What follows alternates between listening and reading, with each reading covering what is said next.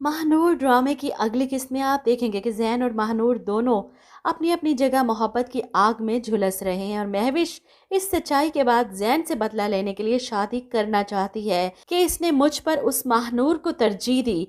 अब सारी जिंदगी वो भी इसी तरह मोहब्बत के लिए तरसेगा जिस तरह मैं उसकी मोहब्बत के लिए तरसती रही हूँ।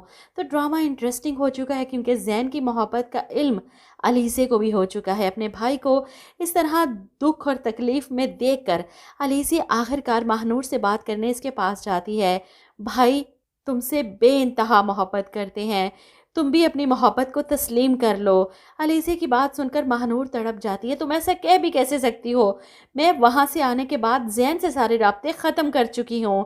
लेकिन अलीसी की यही ज़िद है कि महानूर चाहे तुम राब्ते ख़त्म कर चुकी हो लेकिन तुम लोगों के दिल आपस में जुड़ चुके हैं।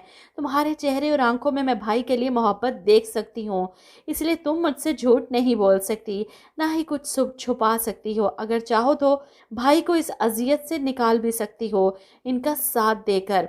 लेकिन महानूर डरती है, महविश के डर ने इसे वहाँ से भागने पर मजबूर कर दिया था। और अगर महविश को ये पता चला कि जैन इससे मोहब्बत करती है तो वह न जाने इसका और इसकी माँ का क्या हाल करे, जान से ही मार दे इन दोनों को। इसी बात के डर ने महानूर को मजबूर कर रखा है कि वो जैन से मोहब्बत होते हुए भी झुटला रही है। मुझे लगता था कि मैं जैन की ज़िंदगी से निकल जाऊंगी, इसका घर छोड़ दूंगी तो मेरी ज़िंदगी आसान हो जाएगी, लेकिन मेरी ज़िंदगी तो पहले से भी ज़्यादा मुश्किल में आ गई है।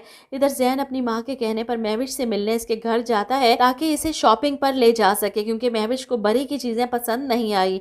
और ये बात मदीहा बेगम की बड़ी बहू इन्हें जाकर बताती है कि बड़ा अजीब सा रवैया था महविश का, इसे इन चीज़ों में से कुछ भी पसंद नहीं आया। जिस पर मदीहा बेगम खास जैन को ताकीद करती हैं कि वो महविश को इसकी पसंद की चीज़ें दिलवाए। और इसी सिलसिले में जैन एक रोबोट की तरह दिलावर अंकल के घर जाता है। महविश इसे देखकर बिल्कुल सपाट चेहरा लिए इसके सामने आती है, जैसे इसके अचानक आने से इसे कोई फर्क नहीं पड़ा।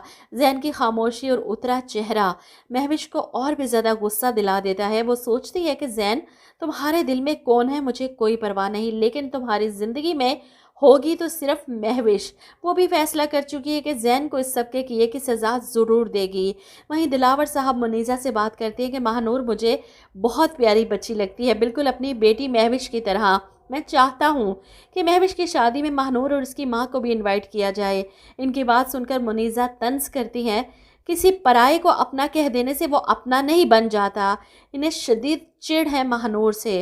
और वैसे भी दिलावर साहब के सामने अगर महानूर और इसकी माँ की सच्चाई आ गई तो ड्रामे में बहुत बड़ा ट्विस्ट आ जाएगा। महानूर महविश की सगी बहन है, ये हकीकत सबको हिला कर रख देगी।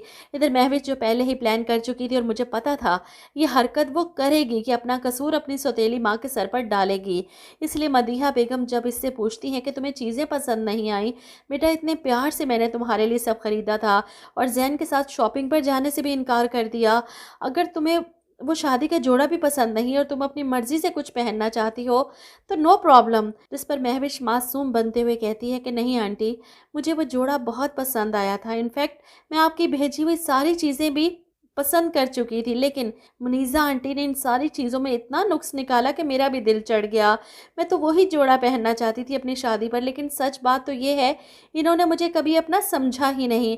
आपने जो मुझे जोड़ा भेजा था ना निकाह के वक्त पहनने के लिए, वो जोड़ा मुनीज़ा आंटी ने जला दिया है। ये सुनकर मदीहा बेगम हैरत और बेयकीनी से महविश को देखती हैं कि क्या कह रही हो तुम, मुनीज़ा ऐसा कैसे कर सकती है।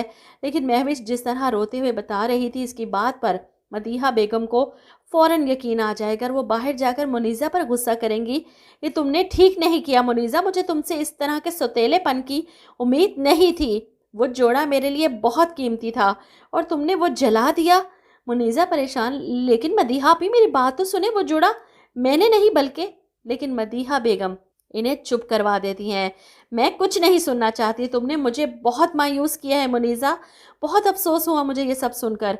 इनके जाने के बाद मुनीज़ा बेगम तो चिल्ला उठती हैं, महविश तुम्हारी हिम्मत कैसे हुई अपने किए का इल्ज़ाम मेरे सर पर डालने की। और महविश इनके इस तरह जलने कुड़ने पर खुश होती है। आपको किसने कहा था कि आप मेरी शिकायत डैड से करें, मैंने भी बदला लिया है उस बात का।